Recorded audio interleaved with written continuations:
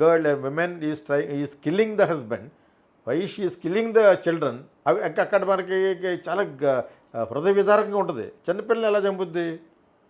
Plus ఏ సంబంధం లేని భర్తను ఎందుకు చెబుతుంది? కావాలంటే డివోర్స్ చేసుకోవచ్చు, కావాలంటే చెప్పేయచ్చు, చాలా మార్గాలు ఉన్నాయి కదా చెప్పవచ్చు. ఇవన్నీ వదిలేసి to the level of killing వెళ్ళిపోయిందంటే ఇంకా అంటే వాళ్ళ యొక్క విచక్షణ అంతవరకు లేకపోవచ్చు, అంత జ్ఞానం ఉండకపోవచ్చు.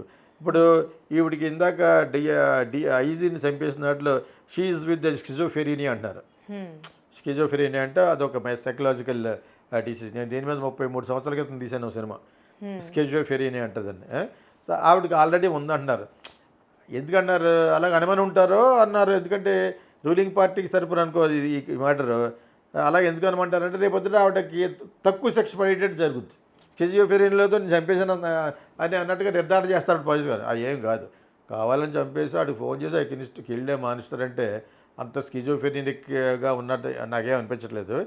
ఇది మటుకు ఇంకంతే మారిన society it's not going in a proper route, correct రూట్లో వెళ్ళలేదు. ఇప్పుడు తండ్రి కొడుకులకి అంతకుముందున్న సంబంధ బాంధవ్యాలు ఇప్పుడు ఉండలేదని ఎందుకంటున్నారు? అందరూ కాదు, ఒక 50% మంచివాళ్ళు ఉండొచ్చు, ఒక 50% కరప్టెడ్ బాయ్స్ అండ్ గర్ల్స్ ఉంటారు. ఐ వాంట్ మై లైఫ్ అనుకునే వాళ్ళు చాలామంది ఉంటారు. అలాగంటానికి కారణం తల్లిదండ్రులు కూడా కావచ్చు.